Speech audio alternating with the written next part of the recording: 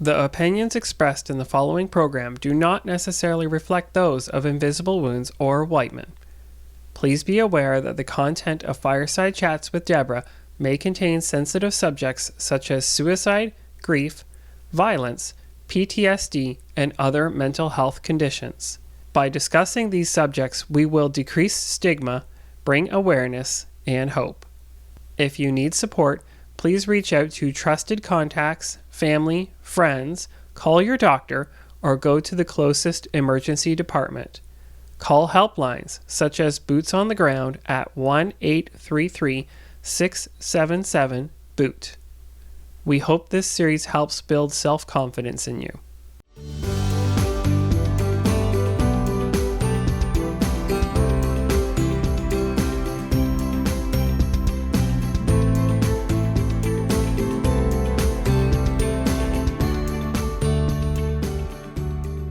On today's show, Rob Leathen, advocate for mental health wellness and public speaker. Silence does nothing but strengthen stigma. Fireside Chats with Deborah is sponsored by Leslie Motors of Hairston, Walkerton, and Wingham. Visit lesliemotors.com to learn more.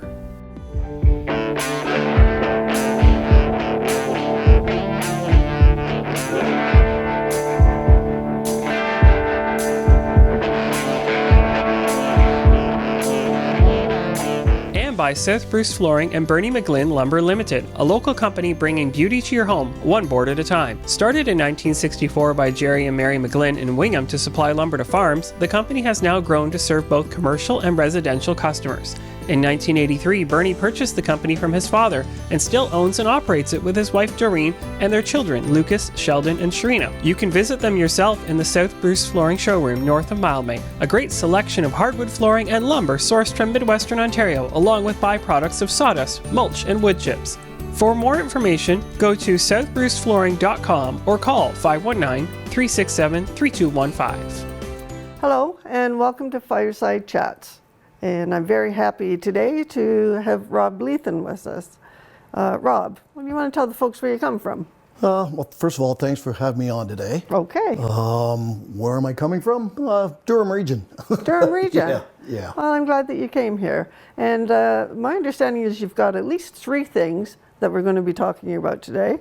And one of them is, definitely it's about mental wellness. And you're going to share something with the audience on stigma. Sure.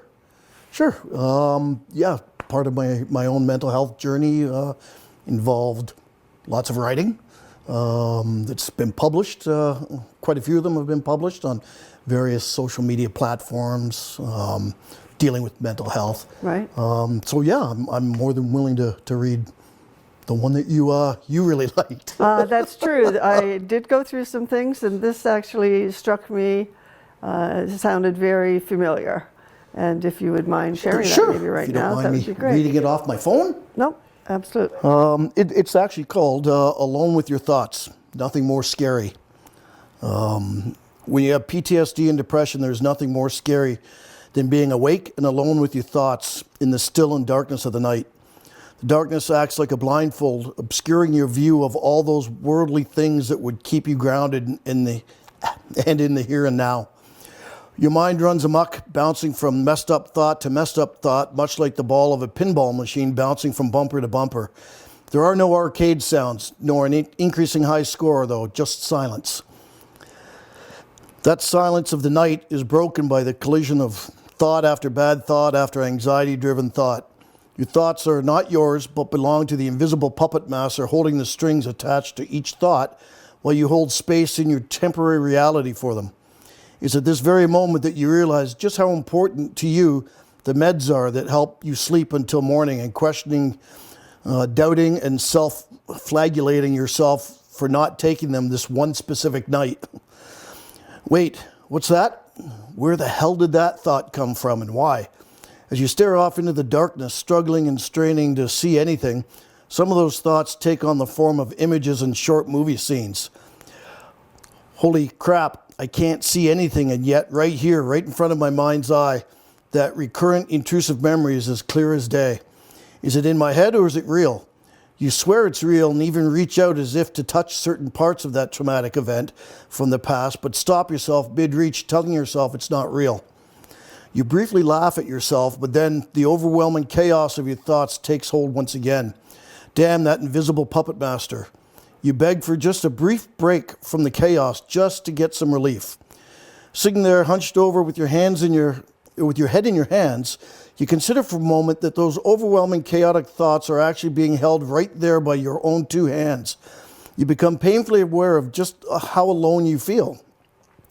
That's completely crazy because your spouse is asleep in the next room and your dog is blissfully asleep right in front of you, and yet the feeling of aloneness is palpable and fills your entire being. You don't want to wake them for something that's all in your head. This is absolutely f***ing stupid. How can I feel so alone? My PTSD-affected mind is obviously playing tricks on me, but it seems so real. How can that be? The invisible puppet master whispers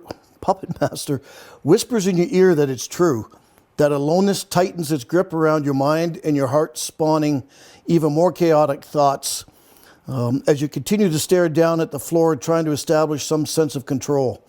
How can this be happening? How can a few pills be the only thing separating sleep from chaos? I really must be broken.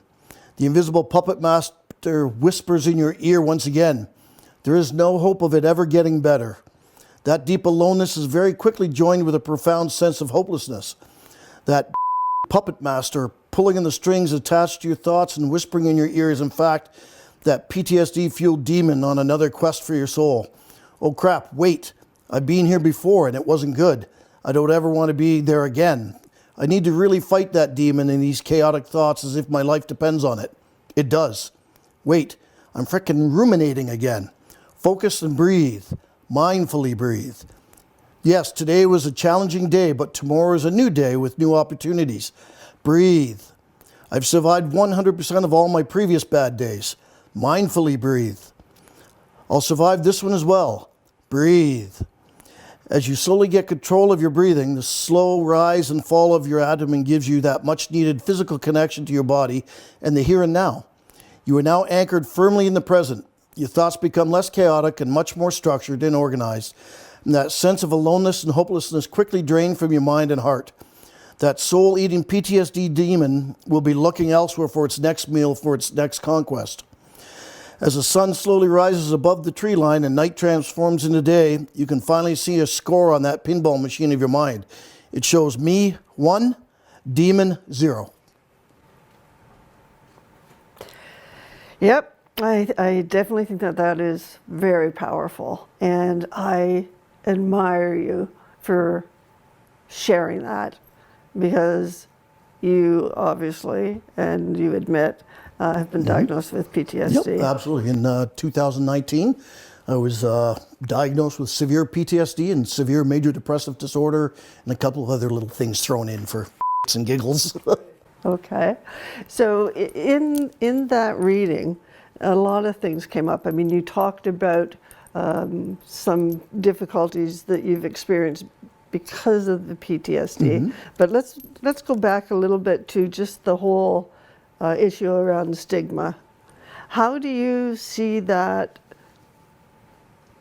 today with most people? And we're talking about first responders primarily, but not absolutely, because there's lots of other people, because of their role in society or because of their beliefs of who they are and what they should be, that they struggle to ask for help too. I think you're seeing that what I've seen firsthand with my own eyes and what I've heard from others that I've networked with, the stigma around PTSD and depression, we're slowly chipping away at that, slowly. Stigma around suicide is still incredibly strong, and that's something that we need to really, really focus on as well. Right? People are becoming more and more open and public about their mental health battles, like I am, with PTSD and depression. But like I said, there's still a lot of people who are even afraid to say the word suicide, right? There's even first responders that I've talked to who will never use the word suicide. They'll talk about the dark times or the dark place, but they don't even use the word suicide, and that's because of stigma. Right, right. So I guess without scaring the audience, the PTSD can take you to deep, dark places, and you may have some thoughts of self-harm or death by suicide. Yep. And that can be kind of a normal place where a person can go in the depth of being unwell. And the stigma, I think, what we need to really reinforce is that when people do reach out and get help, as within that reading that you talked about, there are ways to cope. You identified at least 4. Can you tell us what those 4 are? So for me, there's a lot of some of my own coping strategies are things like breathing. I mean, I always, heard, just breathe, and I've never really understood that until I started my own journey. And yeah, breathing helps calm you down. I will, when I need to, I'll use like the 5, 4, 3, 2, 1 technique. I don't know what that where, is. I'll look around the room and find 5 things that I can see, 4 things that I can touch, 3 things that I can smell, 2 things that I can hear. So it's about engaging your senses to bring you back. So I think what you've just described is what people will call grounding exercise. Yep. Yeah. So that's really important, and thank you for sharing that. There is one other one that I use a lot, and I've taught other people as well, is when you're in that state and your amygdala's controlling everything, and your prefrontal cortex is sort of offline.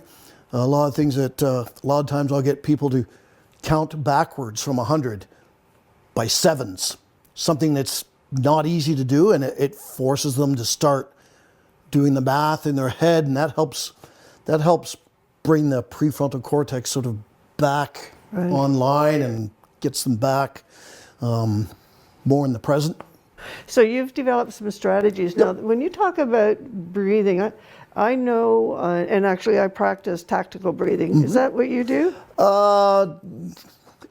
There's a whole bunch of different types of breathing techniques. Box breathing, tactical breathing. There's different ratios of inhales to exhales. So people might not understand when we use that terminology. So just for you, what type of breathing is it? Box? Me, it's mindful breathing. Okay. So when I need to really use breathing to help calm myself down, I focus on the feel of my abdomen expanding. So I do belly breathing as opposed to up top. I focus on just breathing in slowly and smoothly and exhaling slowly and smoothly. And what I really try to do is make it the transition from inhale to exhale. I try to make that smooth, right? So it's almost like, when you step on the brakes of your car, and you can either stop quick or you can stop so slow that you're not even.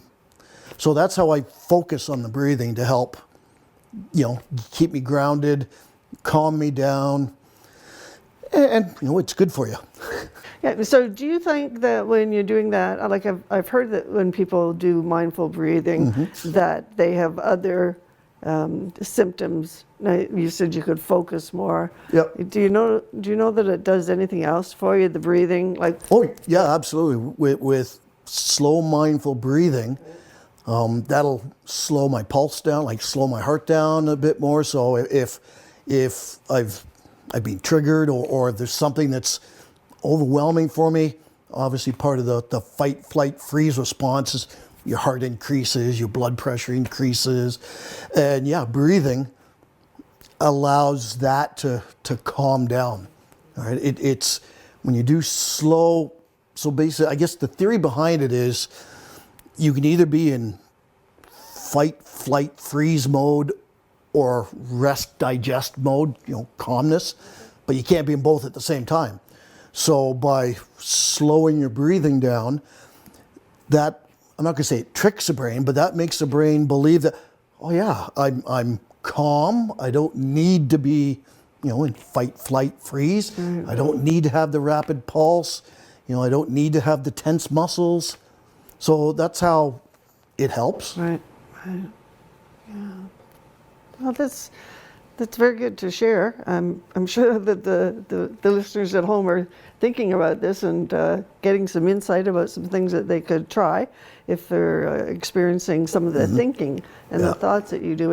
And that's one other thing that I wanted to kind of have you share with people. I mean, you kind of describe a spiraling effect when you're in bed, and you talk about medication. Yep. Yeah. What's that so, about? Give you some background.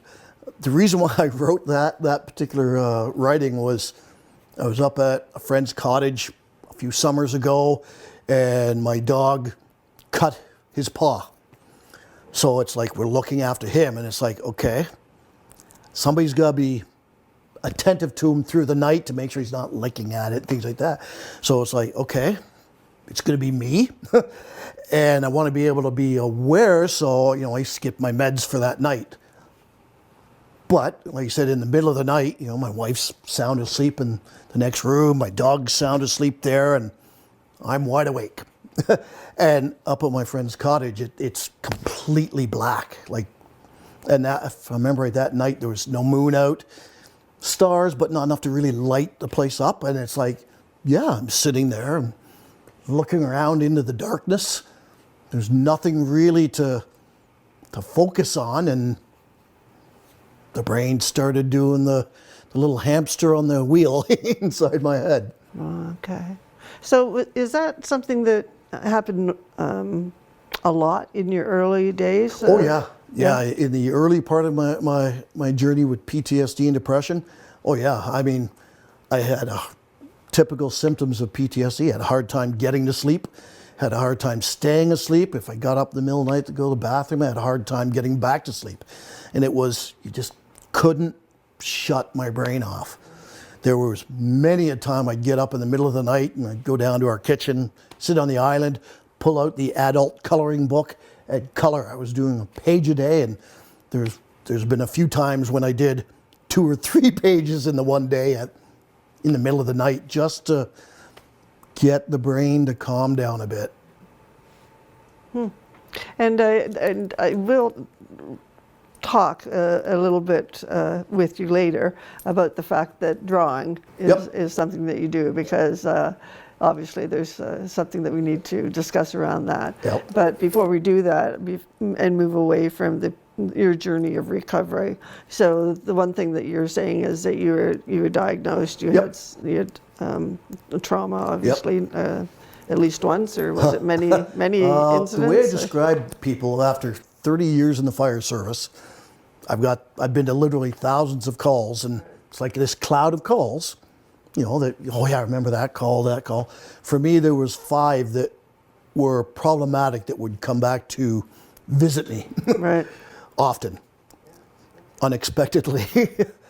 So yeah, for me, it's more of an accumulative exposure to trauma, as opposed to one specific incident. So where did you go for your initial diagnosis? Fortunately for me, just north of where I work in Sharon, Ontario, there's a place called the Trauma Center, and they specialize in treating first responders. So I initially reached out to somebody on my department's CISM team who I felt comfortable with, and they put me in touch with the trauma center. I phoned, left my name, talked to the intake person, and I was fortunate that that's where my therapist is, and she's got lots of experience with first responders. So I started therapy, and then initially, going through my benefits, and then my therapist said, hey, you know what?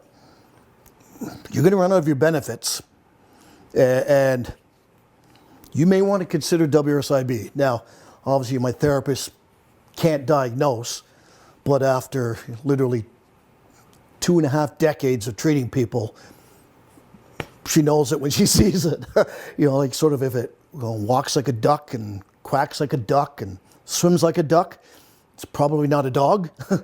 Right? So it was, so I filed the claim with WSIB and had assigned a case manager, and they were going to send me to CAMH for an assessment.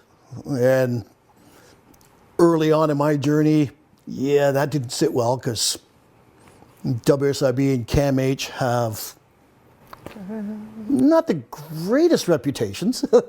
Right? And I did some research, and fortunately, the trauma center, all the therapists there work under the oversight of Dr. Hannah Rockman. Right? So I looked her up. It's like, okay, Dr. Hannah Rockman, she's got nothing but years. Like, all she ever did was treat veterans, first responders. I want her to do my assessment.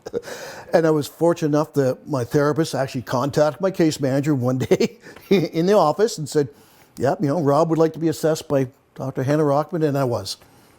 So, and that's how I got my assessment. Now, with WSIB, having said that, the next year, I got reassessed again through CAMH, but, we're into, that was the 2021. But at that point, we're into COVID, so it was sort of done virtually. Right. Okay, so you had your assessment with some difficulty perhaps in the system, but you got it with and really a good rapport with your counselor. I tell people next to my wife and my daughter, she's the third most important woman in my life. Oh, there you go. Okay. She really is. Yeah, that's good. So you've been in recovery for how long now? Well, my last day of work was April 8th of 2019. So I'm going to say recovery isn't you've recovered or you haven't. It's a journey. It's a journey. You're still on it. Oh, I'll be on it until the day I leave this world. Okay. So you've got a diagnosis of PTSD.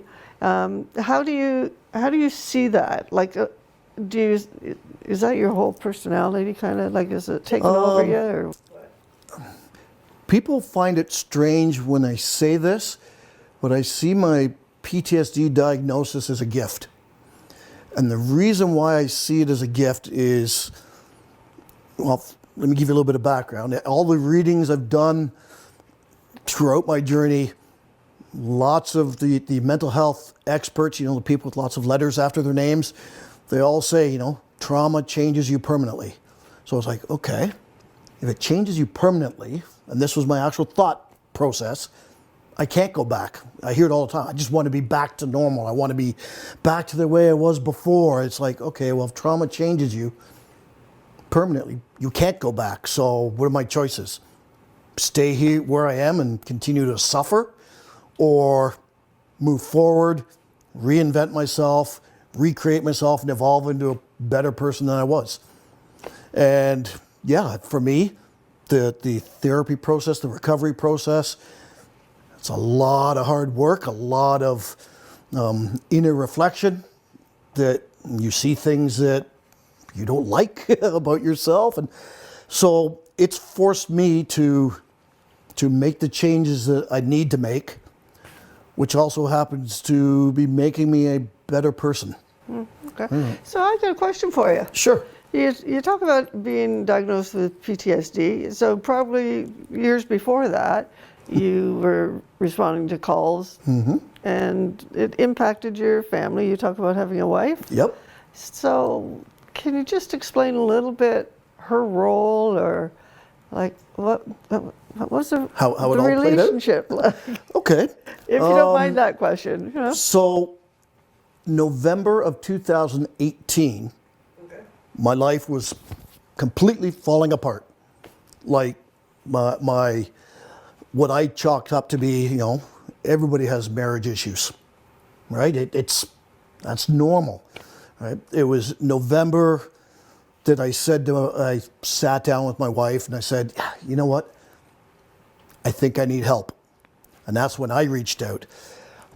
Got my diagnosis. One of the things that I made it a priority as well is when I started learning as much as I could about PTSD and depression, I educated her as well. So when I learned about flashbacks and the different types of flashbacks, I explained that to her so she understood. The other thing that we did, and I say we because it's my wife and I, it is a team effort. I insisted that she get to see a therapist as well. Right. One of the things I read early on is that a lot of the partners of first responders who are battling PTSD will develop vicarious trauma, right? So I thought, no, I want her, and she's still in therapy. She goes to the same place I go to. And we actually agreed to have our two therapists exchange information as they felt was appropriate. And now, like I said, our marriage is, she's finally, well, not finally, she understood, and what helped her was that she understood that it was never her. The problems were mine because of my PTSD. Okay, so she was carrying some of the blame? No, she was thinking again a lot of, well, everybody has marriage problems. She was getting ready to leave me, right? So serious. But not knowing that the reason why I was the way I wasn't because that's who I am. It's because that was how PTSD was, impacting me.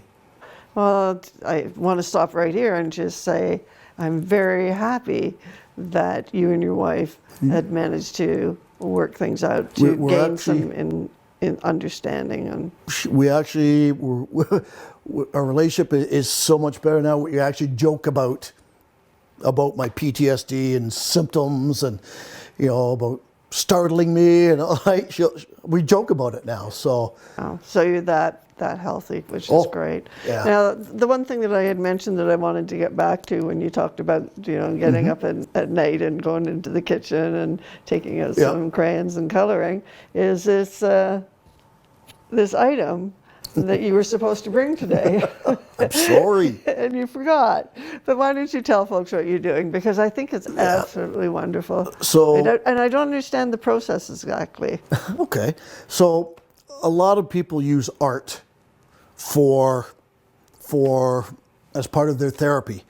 And you know what? I was never good with brushes and pencils like that, but I'm pretty good with graphic design software and computers.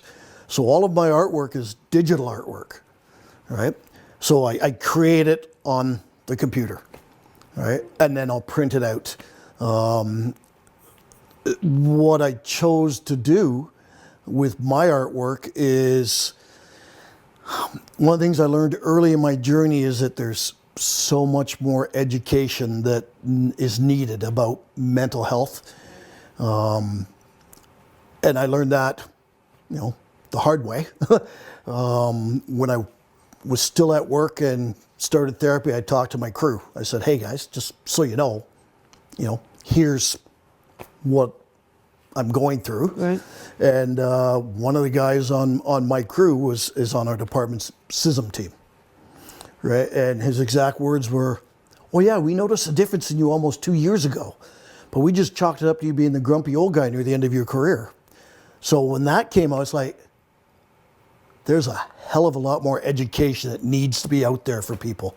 So I use my artwork to help educate about PTSD, symptoms that people don't understand about what rumination is, right? So I've got an art piece that I was supposed to bring today. It shows some of the different things, that goes on in your head. So I use my art to help. First of all, it's very mindful creating it, so it's very meditative for me, which is good because it helps keep the brain calm. It's good. It helps educate others, and some of my art pieces helped me process some of my problematic calls as well. Wow! But I've done them in such a way as to use it. For people who don't know, it's just like an educational art piece about first responders and that. For me, I know it's that particular one is helped me with one of my problematic calls. That's amazing. And for the viewers who aren't aware of it, you've got a Facebook page, right? Yeah, I've got my own website. And Yep. your own website. Yep. Well, tell them about it, because I think, like, I'm very impressed with the reading, obviously, the Stigma that you shared with the audience, but with the artwork too. So, what is your website? So my website is leathen.ca, LEATHEN.ca,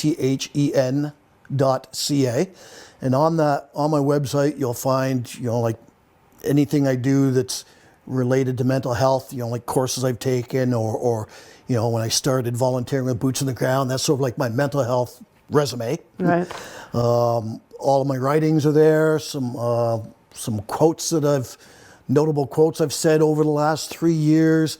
My artwork is there as well, and some resources. Like some of the books I've read, some of the smartphone apps that I've used to help me during my own journey. So yeah, it's sort of like a central place for all things about me and mental health and what I've done. Yeah. So it sounds like you're passionate right now. This is your journey. Yep. You've kind of got over the hard hump with PTSD. Yes. You're living it. You're Yep. in recovery. Yep. You know that sometime you might hit a wall again. Oh, and, absolutely. Yeah, recovery is not linear. It's all over the place. Right?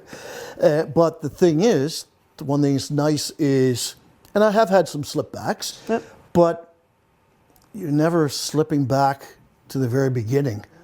You're slipping back to where you have experience and you have the tools necessary to look after yourself. Right. So are you still in counseling, you said? Yep. Oh yeah. I see my psychotherapist once a week. I see an occupational therapist once a week, and every 2 to 3 weeks I see an equine therapist. Wow. That's a lot of therapy. Yeah. Now, do you see that as I myself see my psychiatrist once every 3 months, and I've done that for probably 20 years, and I've been stable for 30 or something like that since I got my diagnosis. So do you think that the involvement that you have with your therapist now will decrease over time, or do you see that being something that you I don't know? The relationship I have with my therapist is slowly evolving. One of the things that I'm also involved in is teaching peer support. Okay. Through the Mood Disorder Society of Canada and the PATS program, which is the Peer and Trauma Support Systems training. Part of it is a mental health component where a mental health clinician teaches for half a day about PTSD and the different symptoms and all the types of challenges that first responders will experience, right, or can experience. She's one of the 4 mental health clinicians that the PATS program uses. So, yeah, I actually had a 2-hour meeting with her like a couple weeks ago to go through her PowerPoints to tweak them to more fire service related. Oh, Right? I So see. yeah, there's the professional clinician and client relationship, but then there's also So you've morphed from that. yeah. So Well, I want to give you congratulations for, for sharing, and so intimately your experience. I think that's really beneficial. I think you may have triggered some people, and I want to reassure them that's normal. And maybe you can just. you know what? I've some of my artwork deals with dark topics. It unfortunately sometimes a battle with PTSD and depression is dark. It was dark for me. there was an online art gallery that wanted to use some of my artwork to display it. And the one that they picked, the lady really loved it. The board, like her board, looked at it and said, oh, great, but, you know, it might be a little difficult for people. And she mentioned that to me, and I said, okay, I get that. I mean, totally get that. But here's the thing, and I can speak from experience, because I suffer with PTSD and depression. I'm going to get triggered. I can't expect the world to revolve around me. I'm going to get triggered, so I have to be able to be in a place where I'm able to deal with that when I do unexpectedly get triggered. Right. So, yeah, you know, it's going to happen. Like, I cannot expect to go through the rest of my life never being triggered. No. It's going to happen. That's Absolutely. the reality Absolutely. of life. Yeah. And I think that's the truth, and I think that's wise that you can reinforce that to others who are in recovery, in the process of recovery. But yet, I want to say to the viewers right now that if in listening to this conversation and you are not yet diagnosed and you are triggered, that please, there are people to talk to. We don't want you to be sitting there vibrating and, you know, go to bed and having flashbacks without knowing that there's people that you can call. So pick up the phone, boots on the ground. There's always there 24/7. There are other helplines that are out there. 211 is another. There's I'm not really sure. There's some on my website, which is invisiblewounds.ca. If you're a first responder, boots on the ground. Okay, so there you go. So Rob, I want to thank you once again for coming out, and I absolutely look forward to the art that we will be keeping and showing, and eventually some lucky person's going to have it in their home. So that's the plan. Thanks again for coming out. Yes. Okay, well, thanks for having me here. Thank you for sharing your story on today's show. Now we'll hear from a few more people sharing their own resiliency and truth through the Simcoe County Suicide Awareness Council's 11-second challenge videos. Hello, I'm Deborah MacDonald, and I'm doing week number 5 of the 11-second challenge for Simcoe County Suicide Awareness Council.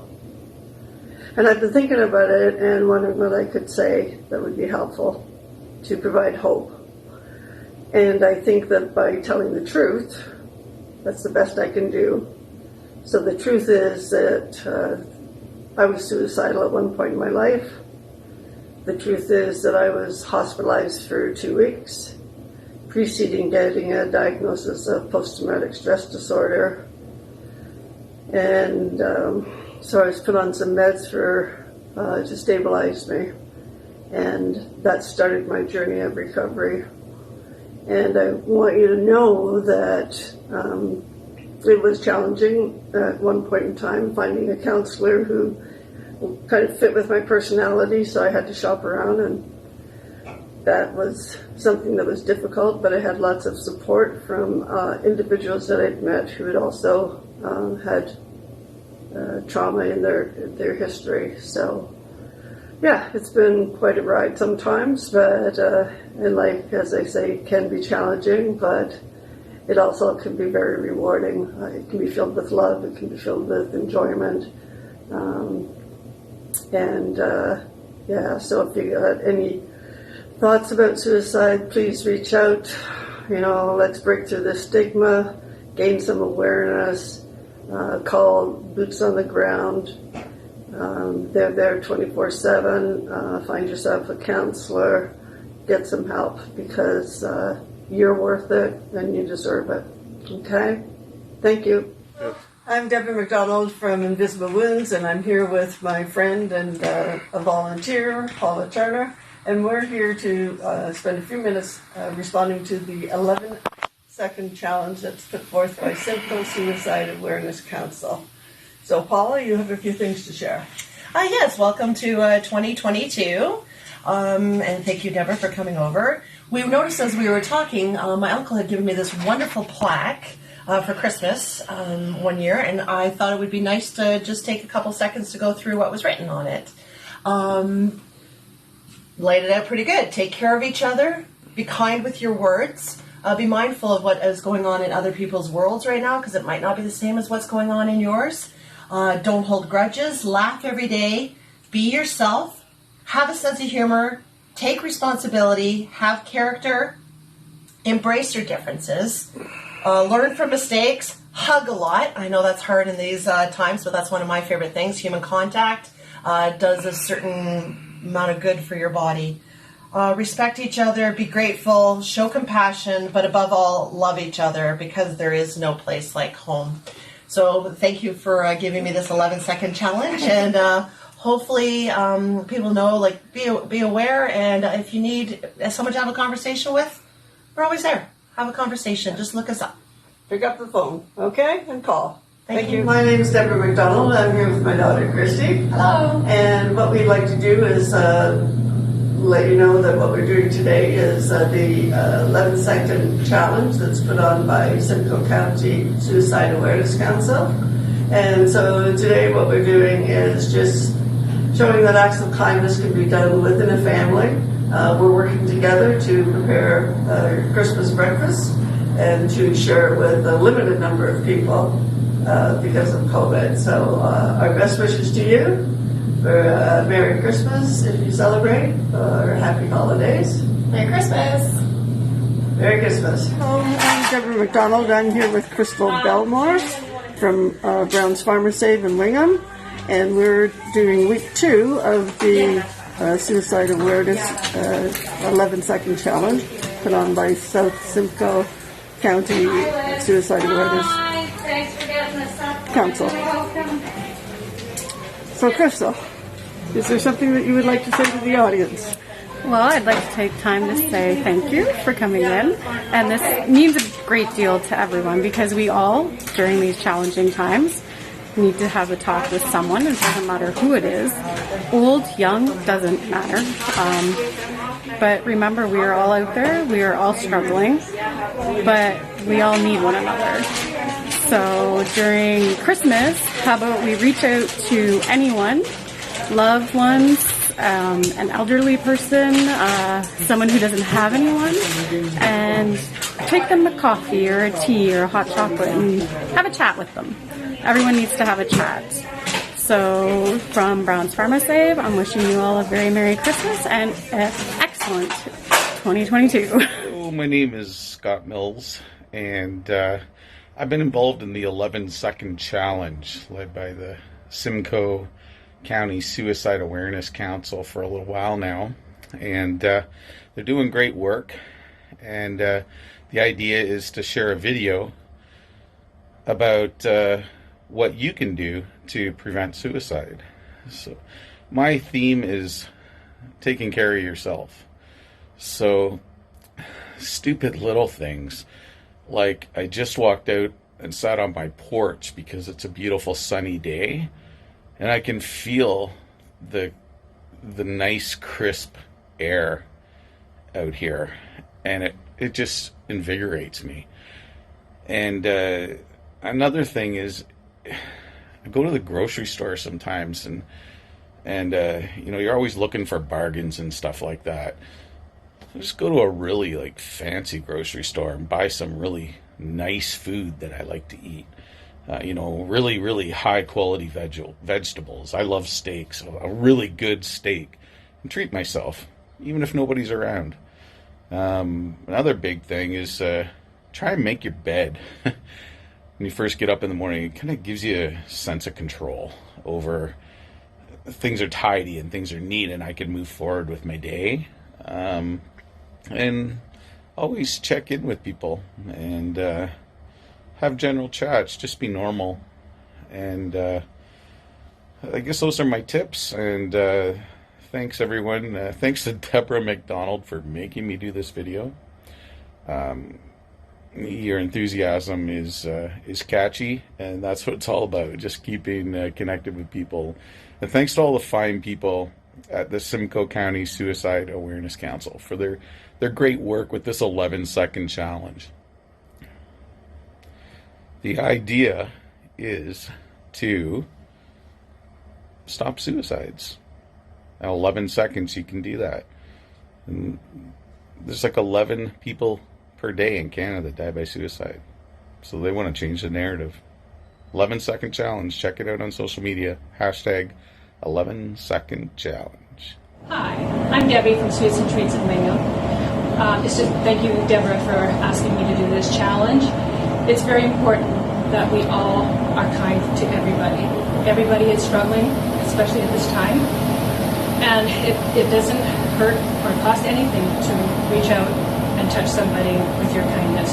So please think of everyone else and yourself, of course, too, and just be kind. Thank you. To all the people who are suffering out there and need help, you need to believe in yourself and understand that you are so valuable and so important for this planet. Don't make anything make you feel that you are not important or you're not worth anything. You are worth everything on this planet, and everybody needs you on this earth. Don't be discouraged. We just love you and we're here for you with anything you need.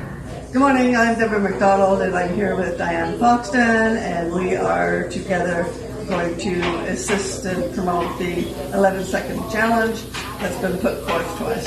So, Diane, I believe that you have something for me. The challenge actually is to assist with awareness about suicide, death by suicide, and to promote prevention of same.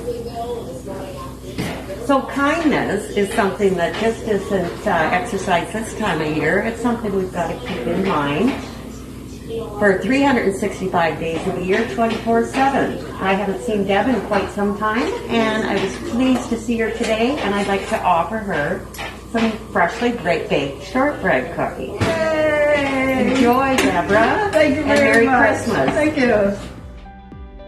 Invisible Wounds will host events promoting mental wellness to first responders, their families, and civilians. Our upcoming national conference, the Invisible Wounds Conference for First Responders, will be held October 5th and 6th, 2022 at the Prince of Wales Hotel and Spa, Niagara-on-the-Lake. To find out more, please visit our website at invisible-wounds.ca.